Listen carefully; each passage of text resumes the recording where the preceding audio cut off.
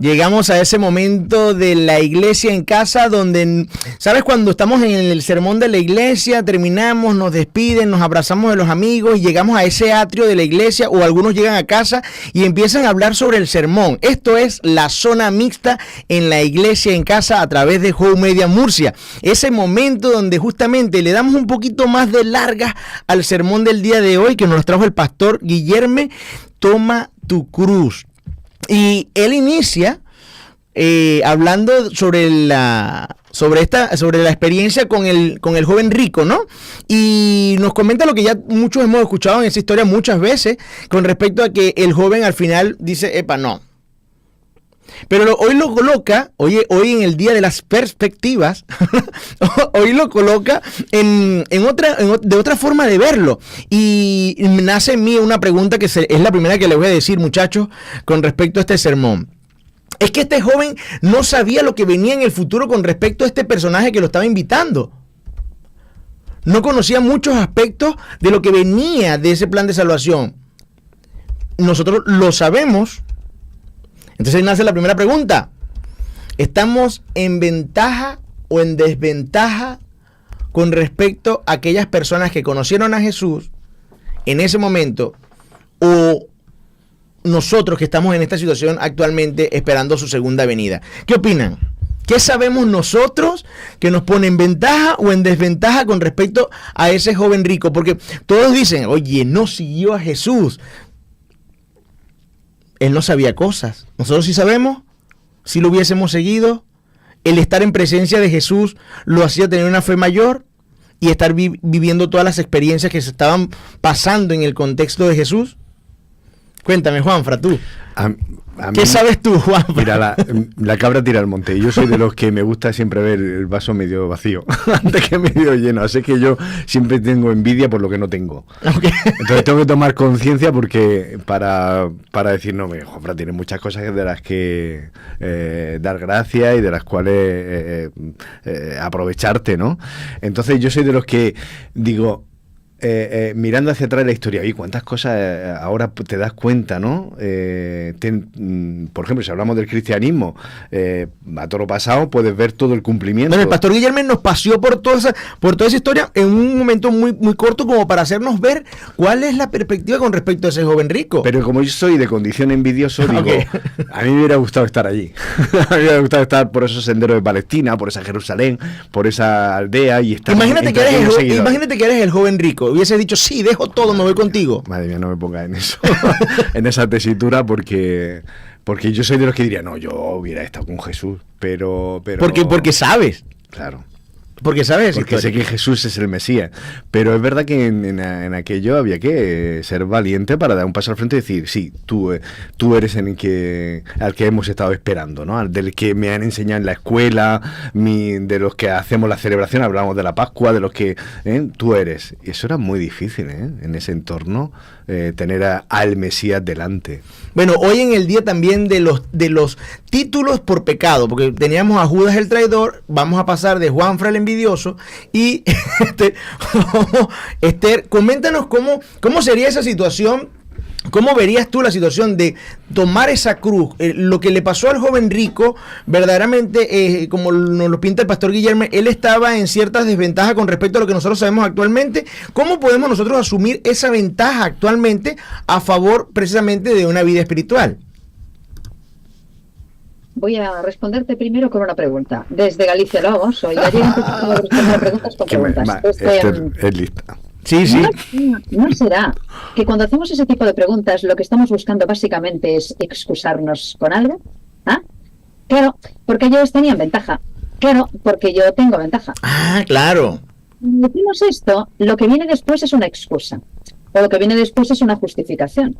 O lo que viene después es intentar compararte con el personaje, cuando tú en realidad tienes tu propia joroba. Puedes anotarte, Esther, la jorobada, porque según lo que nos acaba de decir el pastor Guillermo, ¿no? Pues todos tenemos una joroba. Exacto. Antes hablábamos del lastre, de la carga y todas estas cosas, pero es una perspectiva distinta. La joroba, en la que yo puedo guardar agua, efectivamente, para todo el tiempo que lo necesite, que es el objetivo de la joroba del camello, del dromedario. ¿Y qué estaría guardando yo en la mía?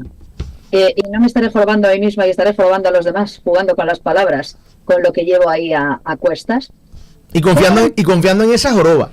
Permíteme, ¿tengo ventajas? Puede que sí. Yo tengo bastante información, bastante más información que la que tenía él. Pero también es verdad que llevo unos cuantos años más de involución. Quiero decir, en el sentido de deterioro de las capacidades cognitivas del ser humano, llevo muchos más años de pecado a cuestas, ¿no?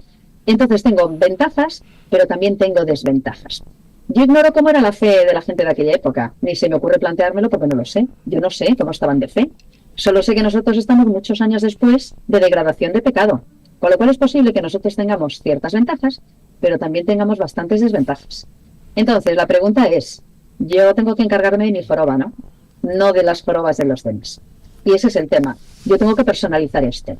Porque, si no, y concluyo ya, acabaremos haciendo lo que se hace muchas veces cuando te acercas al tema del joven rico. Que es decir, fíjate, los ricos no van a poder entrar en el reino de los cielos, mucho mejor no tener mucha pasta, ¿eh? Y al final nos quedamos, claro, en la superficie de la joroba. Juan Luis, cuéntanos, José Antonio. Pregúntale a Juan Luis. Juan Luis llega así, bueno, yo opino. ¿Qué susto me has dado? Casi le da un infarto, oye. José Antonio, cuéntanos, de entrada con este sermón nos hablan del joven rico y nos lo ponen en contexto con respecto a la joroba del camello, ¿no? Y nos muestran, y Esther acaba de iniciar la conversación con el punto clave aquí, y es el tema de la joroba. Que muchas veces lo vimos como la carga que que tenemos. El camello no pasa porque tiene una carga, pero nunca vimos lo que realmente está adentro, que también nos genera una autoconfianza, porque confiamos en eso que yo tengo a resguardo, en eso que yo tengo, soy fuerte, soy más inteligente, una joroba que te vas creando y que crees que te puede llevar por un camino muy largo sin ningún tipo de problema. Como lo hace el camello. Pero cuéntame de entrada con este sermón, ¿qué perspectivas le viste? ¿Abrió un nuevo conocimiento para ti? ¿Te dio una ventaja? ¿Y cuál sería tu apodo para el día de hoy, el día de las perspectivas? Hablamos del tema de las ventajas como si estar al lado de Jesús escuchándole directamente no lo fuese, o como si, pues con toda nuestra perspectiva histórica, como comentabais, no lo fuese. Si unos tuviésemos ventajas sobre otros, yo supongo que la situación sería injusta. Por lo tanto, tiendo a pensar que cada uno tiene todo lo que puede tener en ese momento para tomar la decisión correcta. No creo que el joven rico se pueda escudar, es que como yo no sabía que luego iba a pasar esto otro. Al joven rico Jesús le hizo la misma pregunta o le lanzó el mismo reto que le lanzó a los pescadores o a ese Mateo que estaba frente a su mesa de recaudación de tributos. Ven y sígueme. Y el contexto que va detrás de eso es exactamente el mismo. A Mateo no se lo formuló de esa manera, pero Mateo es: deja tu manera de ganarte la vida, deja tu mesa cargada de monedas de tributo y sígueme. Zaqueo hizo lo mismo. Zaqueo, cuando Jesús entró en su casa, él lo que hizo fue: y si a alguien he defraudado, le daré 4 veces más. Por lo tanto, al final, Jesús siempre plantea lo mismo a todo el mundo. Lo que te sobra para seguirme, te lo tienes que quitar.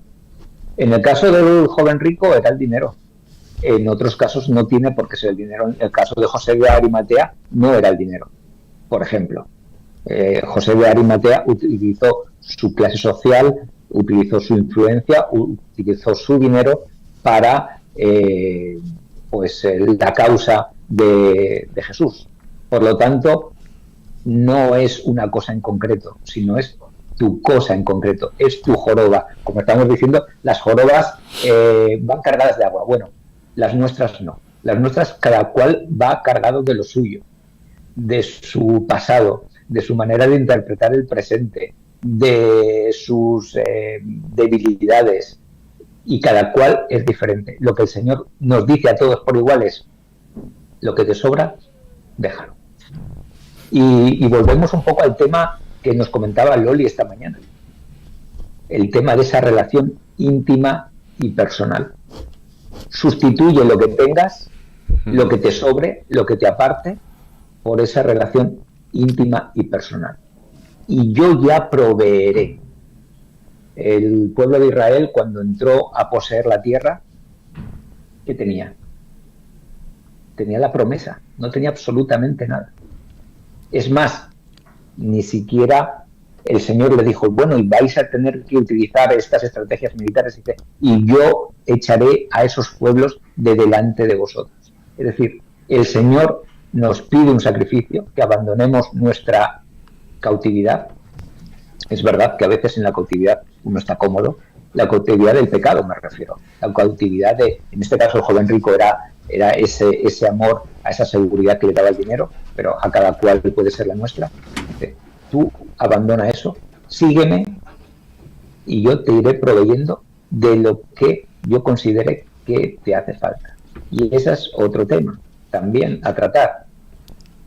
Señor, dame lo que yo quiero. Y el Señor dice, yo te voy a dar lo que te conviene.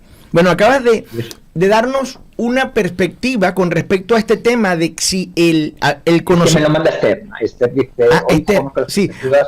José Antonio, vas a decir yo tengo la respuesta que todos necesitáis. Sí, ¿ves? Como dimos todos respuesta, Juanfra, el envidioso, tiene otra respuesta. Os he dejado que reflexionéis y al final, como he visto que no llegáis al punto que seguro yo creo que José Antonio dio en el clavo caliente, porque dio un claro aquí con respecto a si es una ventaja o una desventaja. Termina siendo una joroba más, porque que el joven rico conociese, supongamos que él hubiese tenido una visión y conociese todo el resto de la historia, estaría siguiendo a Jesús como nos lo pintó Loli hoy en la mañana, porque era Jesús, o por este interés sobre la historia. O sea, el conocimiento puede ser una joroba más. No realmente una ventaja o una desventaja. ¿Lo ves?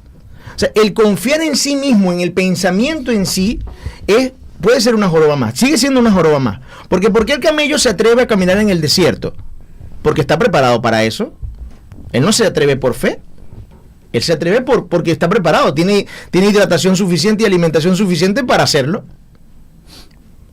El que sigue a Jesús por un conocimiento previo o por una ventaja, diría, bueno, lo sigo porque puedo. No funciona así, ¿verdad, pastor? Ya tenemos al pastor Guillermo aquí, que estamos hablando del joven rico. Sí. Y usted nos plantea toda la historia resumida en minutos sobre lo que ha sido el cristianismo y qué hubiese pasado con este joven rico si él hubiese conocido de esto, ¿no? Claro. Y obviamente, sin hablar luego del tema del camello, oye, esto no hubiese cobrado sentido. O sea que su sermón lo vi perfectamente hilado con respecto a hablar primero de este joven rico y lo que implica seguir la cruz, y luego hablar de lo que es abandonar ciertos aspectos para poder estar con Dios. Le doy la bienvenida. Gracias. Este es el momento, en la zona mixta tiene una particularidad, es el momento donde uno dice lo que no pudo haber dicho cuando estaba predicando y explica ciertos detalles. Entonces, y sobre todo viene a darnos la razón a algunos. Sí. No como vosotros que no me comprendéis. Porque seguro que Guillermo está conmigo. Porque a mí me ha dejado pensando, ¿qué sabemos nosotros? Un poco has discurrido por ahí la primera parte del sermón, y a mí me parece muy interesante, aunque seguramente sea una discusión estéril, que no haya que tampoco una discusión bizantina de una tercera joroba. Pero qué interesante, a veces pensamos, ay, si yo hubiera estado allí, si yo hubiera sabido, mi vida sería otra, si hubiera nacido en tal o cual sitio, si yo ahora estuviera en otro país, si yo tal, si no. Quizá, como decía Esther, todo buscando siempre excusas o buscando manera de escaparnos para no ver. Sí. Mira, deja explicar una cosa. Yo cuando voy a preparar un sermón, preparo, pero a mí no me gusta llevar la chuleta porque uno tiene que prepararse bien, pero tiene que dejar el Espíritu Santo pues actuar, ¿no? Y justamente algo que había puesto ahí, pero no hablé, es justamente esto. Y si nosotros estuviésemos ahí, ¿cuál sería nuestra respuesta? Y seguramente sería la misma. Porque claro, él no sabía, no tenía perspectiva de futuro, nosotros hoy la tenemos. Entonces es muy fácil desde aquí juzgar y decir, mira, es claro, ¿cómo ha hecho esto? No solo esta historia, pero todas las demás historias de la Biblia, ¿no? Por ejemplo, yo siempre hablo de fe. Hablamos de Abraham. Abraham, la Biblia no dice cuánto conocía de Dios ni nada, dice que Dios le mandó y obedeció y fue, ¿no? Dejó todo y fue. Pero claro, es muy fácil hoy mirar, no, es que Dios le bendijo así. Pero claro, uno cuando no tiene ninguna perspectiva del futuro o no sabe qué va a pasar, ahí es donde entra la fe y confío, no confío.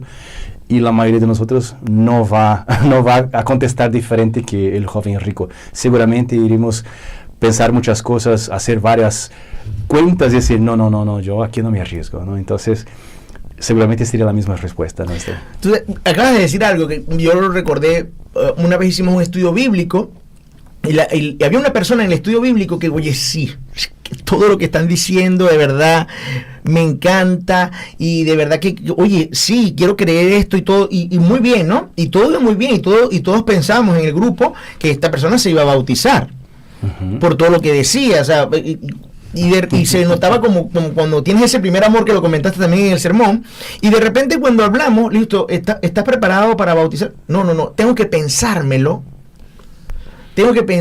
porque es que yo primero tengo que entender algunas cosas más y entonces, ahorita que lo comentas sobre el joven rico, me acuerdo de esta situación, que hacemos esta pregunta actualmente y mucha gente se detiene primero a evaluarse para poder tomar la decisión de seguir a Cristo. Y cuando, bueno, he comentado que fui de un texto a otro para decir del ven y sígueme, ¿no? Que el que quiera seguir a Cristo pues tiene que negarse a sí mismo, tomar la cruz. Y el siguiente versículo dice que el que quiera guardar su vida, tener su vida, la perderá. Y el que la quiera perder por Cristo, pues la ganará. Y es esto, o sea, estamos dispuestos a vaciarnos, a perder ¿qué? O sea, de salir de nuestra zona de confort por Cristo. No estamos. La realidad es que no estamos, ¿no? Cuando se nos plantea un desafío, decir, oye, confío, pero no siempre hay una resalva. Entonces, es esto, yo creo que como él, nosotros tendríamos la misma respuesta, saldríamos tristes porque hay cosas que a lo mejor valoramos más que realmente entrar en el reino de Dios, ¿no? ¿Me vais a permitir desde la lejanía que rompa una lanza a favor de la cristiandad? Porque yo creo que esa pregunta se nos hace a todos los cristianos alguna vez en la vida. Estamos ante caminos que unos van para un sitio, otros para otro, que tenemos que tomar decisiones, los jóvenes desde bien temprano en la facultad, con los exámenes en sábado, aceptar trabajos en sábado, incluso sacrificar personas o relaciones de personas que de verdad que te gustan, que son compatibles, pero que ves que al final no van en el camino espiritual y las tienes que dejar por el camino. Yo creo que, no sé, en la Biblia se nos pone este caso, pero también se nos pone el caso de los discípulos que siguen, que dejan las cosas y que siguen. No me parece a mí que debamos ser tan duros diciendo nosotros contestaríamos lo mismo. Algunos sí y otros no. De hecho, cuando venga Jesús va a haber un remanente. Si todos contestásemos que no habría remanente. Así que yo entiendo que por donde ha pasado el joven rico, por esa pregunta, pasó Mateo y la respuesta fue diferente. Y Mateo también tenía dinero. Pasó Pedro y pasó Juan y pasó Jacobo y tenían sus negocios de pescado. Siempre tendemos a pensar que eran pobres y tenían, incluso nos dice los evangelios que tenían hasta empleados. Entonces, y en otras ocasiones no es el dinero, sino son otras circunstancias las que nos hacen ir para atrás. Al final, lo que yo creo es, a todos en algún momento en la vida se nos plantea la pregunta de mírate a ti mismo y sígueme. al final, claro, solo lo sabremos cuando, bueno, pues cuando el Señor dé su veredicto, ¿no? Pero yo creo que tenemos que ser un poco más optimistas, me vais a permitir. Tenemos que ser un poco más, yo creo que no todos vamos a contestar igual o estamos contestando igual. Es verdad, pero lo que digo que contestaremos igual en el sentido de que es difícil tomar la decisión de vaciarse, ¿no? Porque aquí está el vaciarse, pues como tú has dicho muy bien, pues no solo de riquezas, puede ser muchas cosas, muchas circunstancias de la vida, pero es algo difícil de hacerlo. Entonces, claro, no es imposible. Pero digo, posible. No es imposible, es difícil de hacerlo porque no todos estamos dispuestos. Pero Jesús nos da la respuesta al final. Para lo que es imposible para los hombres es posible para Dios. Entonces, la cosa está en ponernos. Claro, no, porque el hecho está en esto. O sea, si hacemos de manera natural, pues vamos a decir que no. Pero Jesús da la respuesta. Claro. Lo que es imposible para los hombres es posible para Dios. Yo no llegué hasta ahí porque creo que tiene que cerrar ya, pero sí está el hecho. Mira, no puedo hacer, Señor, no consigo.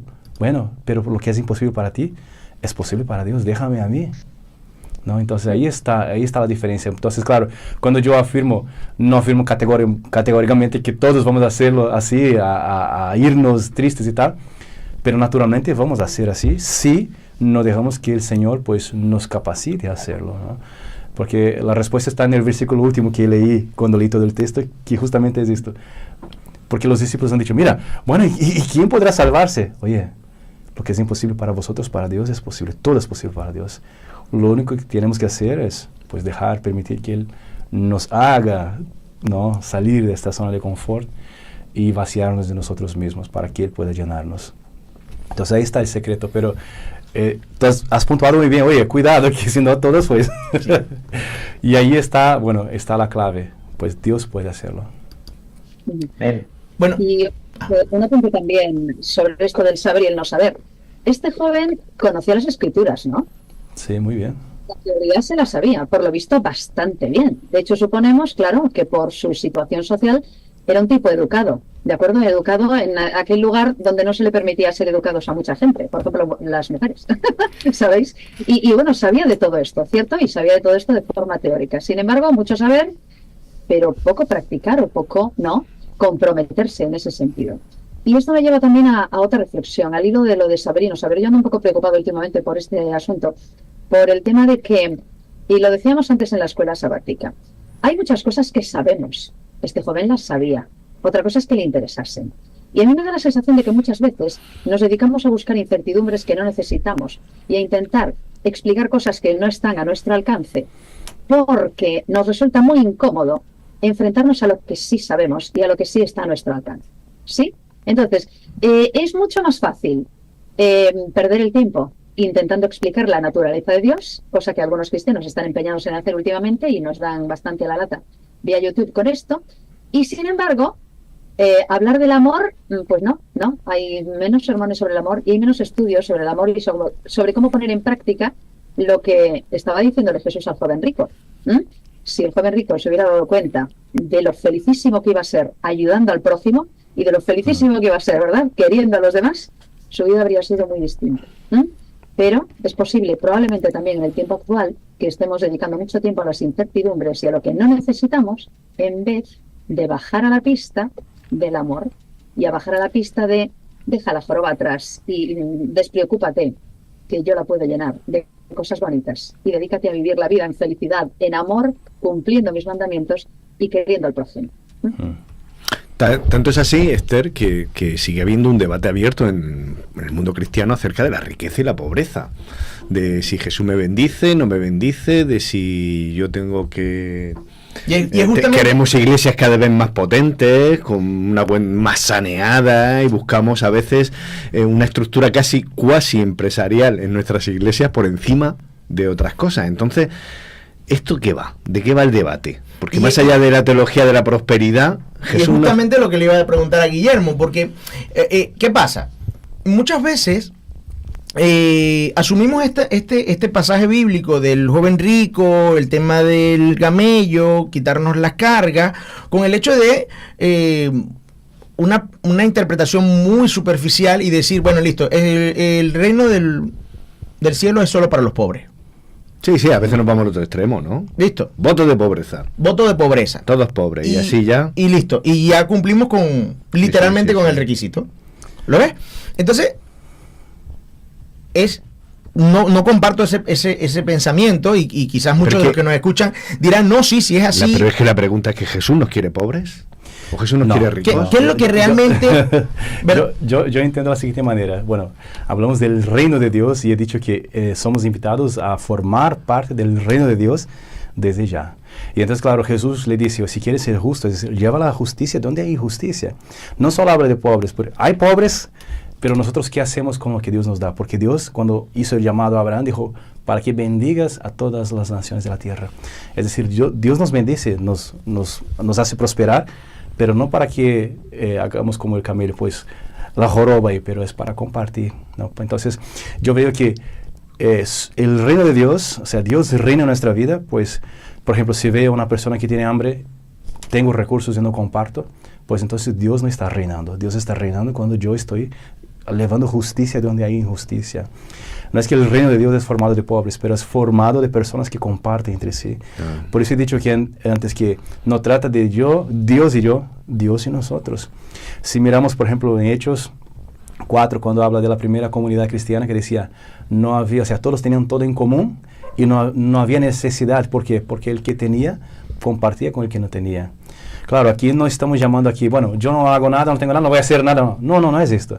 Pero hay momentos, era un momento difícil, que bueno, había persecución y todo eso, entonces había necesidad. Entonces, habiendo necesidad, si yo tengo para compartir, cuando comparto, Dios está reinando en mi vida.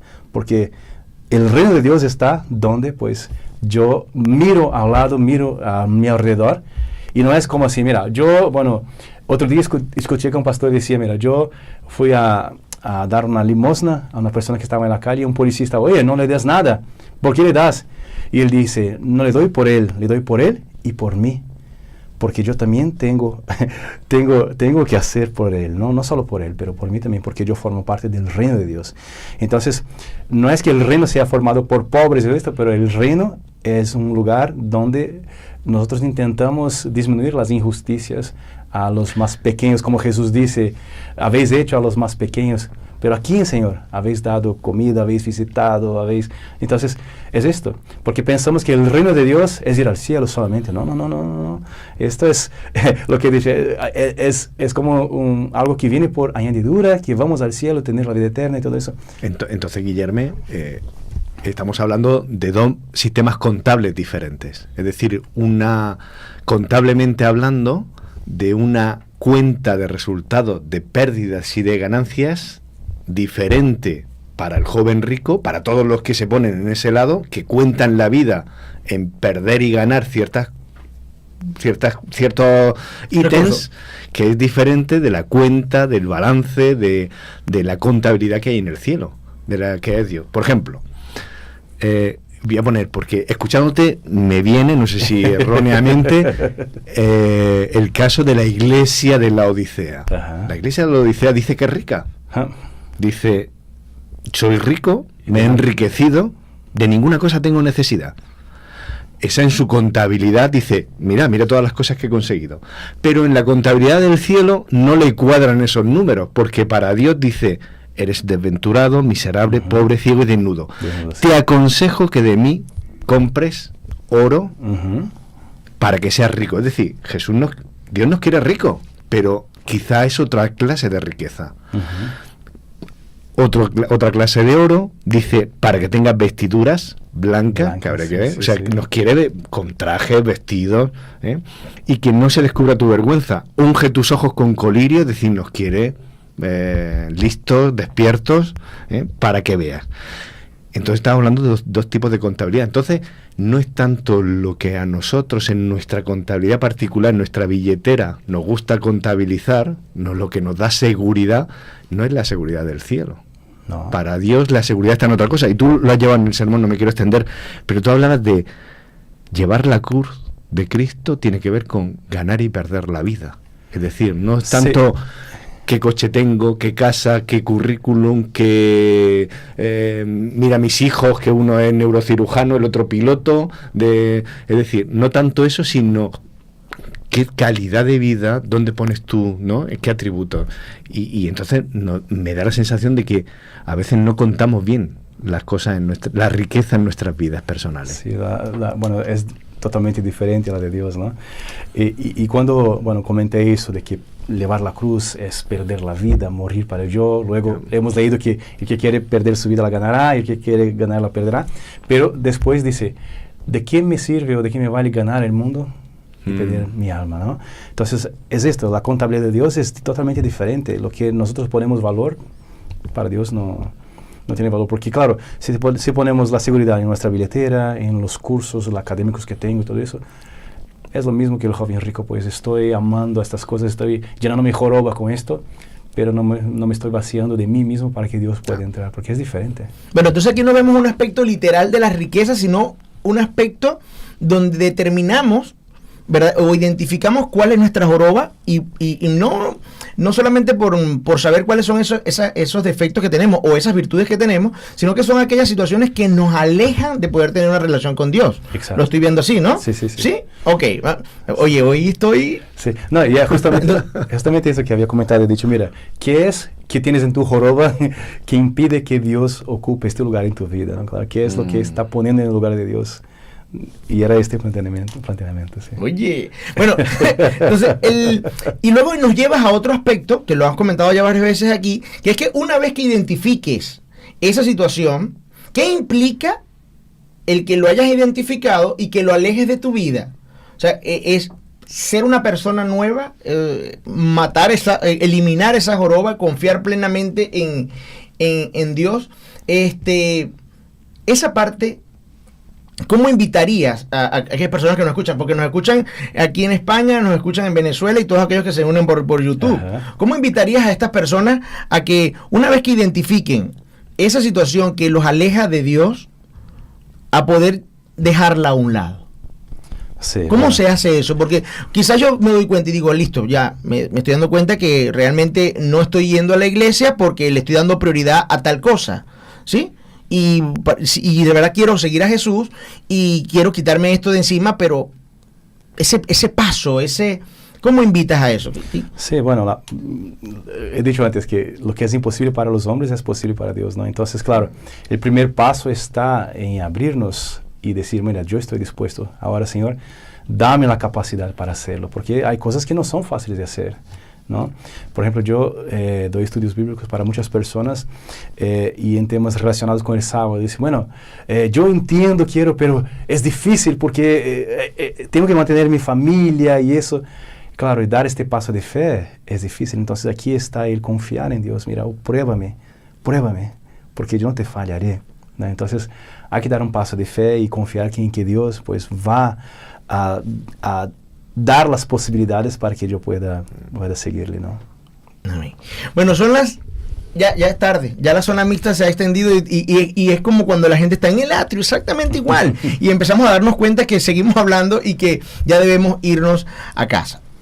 Es el momento donde decimos nuestras últimas ideas con respecto a todo el hilo del programa. Hoy ha sido un programa donde, como siempre decimos, el productor es Dios, porque es que desde el primer pensamiento vamos hablando y se hila justamente con la zona mixta, sin ponernos de acuerdo. Entonces, ¿qué nos llevamos hoy, Esther? ¿Qué te llevas hoy a casa de la iglesia en casa? Pues ¿qué te llevas nuevo? Hablando de la cuestión de cuantificar, suelo decir que no me gusta cuantificar, ¿no? Esto de la relación con Dios y con los demás. Pero me vino a la mente con algo que dijo Juanfra, un texto. Y digo, anda, pues mira, va estupendamente para lo que estábamos comentando y para recoger también y para resumir.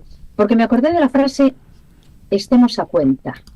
Que os va a sonar inmediatamente, ¿verdad? Mira, Isaías 1, 16 a 18. Está hilado con lo que estábamos comentando.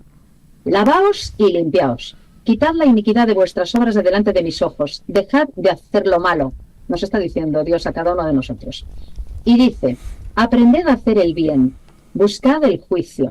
Restituid al agraviado. haced justicia al huérfano, amparad a la viuda. Venid luego, dice Jehová, y estemos a cuenta.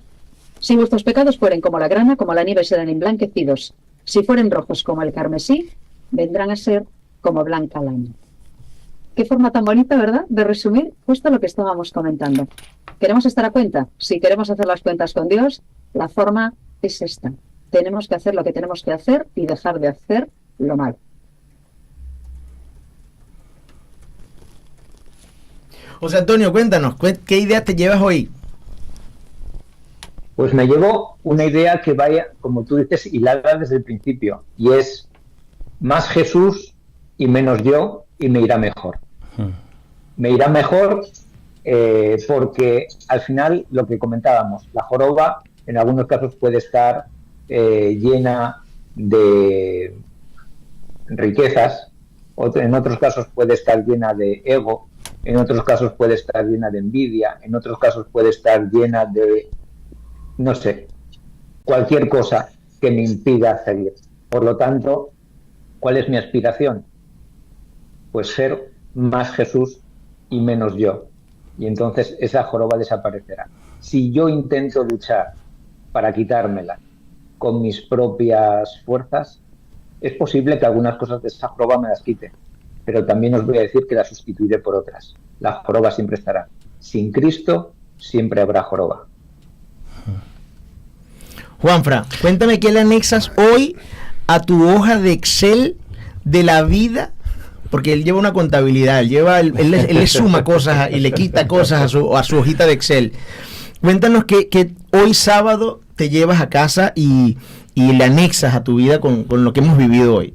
Pues yo sería, como decía el pastor, y me apareció lo de José y lo de Esther, que poco más hay que añadir, pero yo sería ese joven que le diría a Jesús, me faltan, ¿verdad? Me falta, ¿qué me falta? ¿Qué me falta? Y Jesús me diría la misma respuesta, llénate de mí.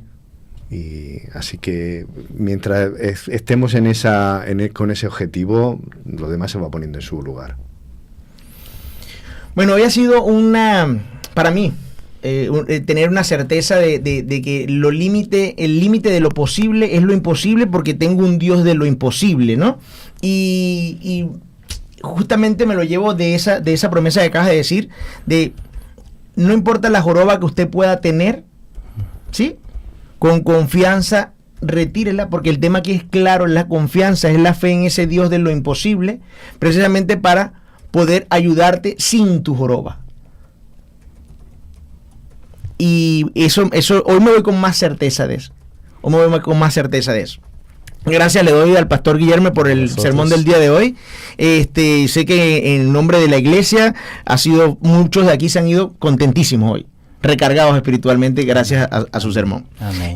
Bueno, y a todos aquellos que nos escuchan a través de Home Media Murcia, nos escuchan en Venezuela a través de Omega 97.3 y a través de nuestro canal de YouTube, le damos la despedida por el día de hoy, pero la invitación para el próximo sábado 10 de la mañana otra vez a través de YouTube, disfrutando de la iglesia en casa. Será el programa 363 y traerá sorpresa, porque la lección de la escuela sabática de la semana que viene es fuerte. Fantástica. Así que no se la pierdan la próxima semana, el día sábado, en nuestro programa 363.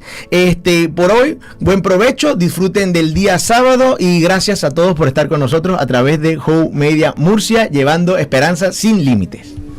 Feliz semana. Hasta luego, feliz semana.